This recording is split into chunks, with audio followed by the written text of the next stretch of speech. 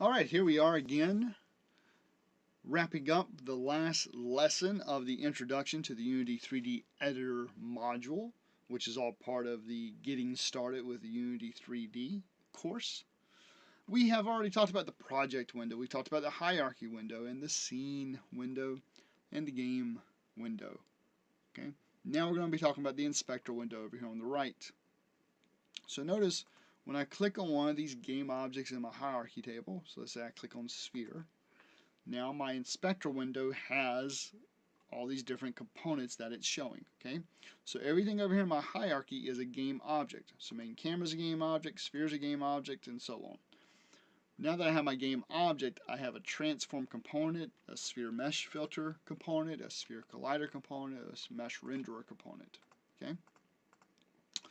Now almost every single game object is going to have a transform component. Okay, so notice the main camera has one, my directional light has a transform, my cube has a transform, and my sphere has a transform.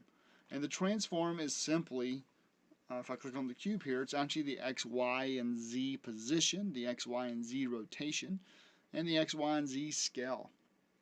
So I could come in here and like double my size here, so scale of 2 across the board X, Y, and Z, and you see that now my cube is twice as big as it was. I can come here and say 0.5, 0.5, and 0.5, and now it's half the size that it was originally. Okay, so I can come back in here and just change them both to a 1. I could come in here and change my rotation to, say 50 degrees there, and 25 degrees there, and 33 degrees there, right?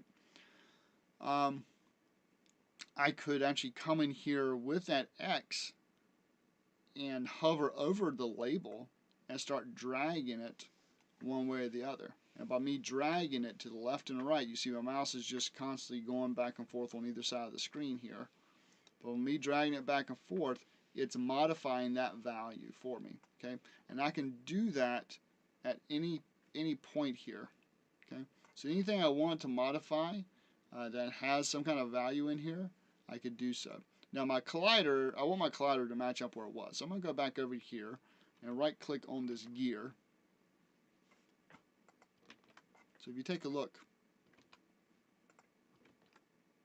you'll see we have a gear here. I can actually right click or click on this gear and say reset, and it's going to reset the component to what it was before. For example, up here in my transform, I could do the same thing. So let's say I'll put this even higher, so it's right here in front of the cube and it has all this rotation. Okay, I can come in here and actually click on the gear and say reset, and it resets my position to 0, my rotations to 0, my scales to 1. Okay. Same thing on my sphere. If I reset this, notice I have a 0.85 there. I could say reset, and that makes it disappear basically because now it's inside of my cube because it changed that Y from 0.85 to a 0. So I can just come back in here and type in 0.85 again to make it show up where it was. Or even just go straight up to a 1 unit, so it's just right above the cube. Okay, because the cube is 1 unit by 1 unit by 1 unit. And the same thing is true for the sphere, that I can just set it right on top of the cube by doing that. But all this is inside the inspector window.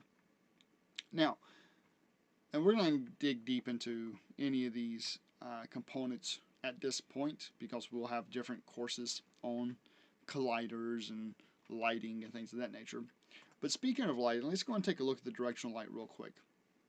Because the other thing I want to point out with the inspector window is besides different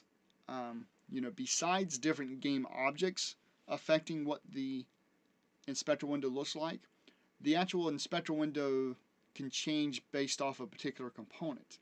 So here we have a light component, and this is a directional light. So notice one of my options here, I have like an intensity and bounce intensity, a color, baking based off directional light. If I come down here to point light, look, now I have a range. Okay, I have a range here.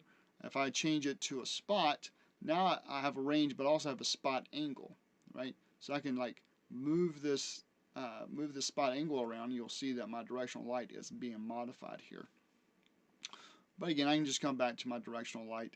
And we're not going to all the lighting stuff here, but what I wanted to make clear is certain components can actually modify the inspector window itself. Okay. If I want to go and add my own components, let me go back over to my cube, for example, and I'll just say I don't want a collider on here. So I'm going to, instead of just doing resets like it was before, I'm going to say remove component. Okay. So that component's now gone. Now this does not have a collider. Items would pass through this cube. But let's say, oh, well, I actually do want to add that collider. So I can come in here and say add component, go to physics, and add in that box collider, and that just adds it right back. So this add component button allows me to add the different components that are available. Okay, so that is how the inspector window works. We'll talk about layers in a different course as we discuss physics, because that's really where layers can shine. You can use them in other things as well, but layers is kind of a big enough topic. We'll talk about that differently. I will go ahead and mention about the tags here, where again I can kind of associate this player to this cube. So by default it's untagged, and I can come in here and say, well, I actually want that to be the player. Okay, so I want the cube to be the player, or maybe I want the cube to be the respawn point or something, right? So the idea is these are tags. There's some default tags that Unity comes with that we can key off of inside of our programs. We could actually come in here and add our own tag, right? So let's say this sphere was some kind of special orb, and we wanted to key off the fact to find all the orbs in our scene or find a particular orb or whatever. I can come in here and say, well, what I want to do is actually click add tag, and now in my tags I can select, okay, well, this is actually an orb. Okay, so now that I have that orb, I can then turn around and assign. Now you see orb is in my list. Now I can assign that tag I just added to my sphere. Okay.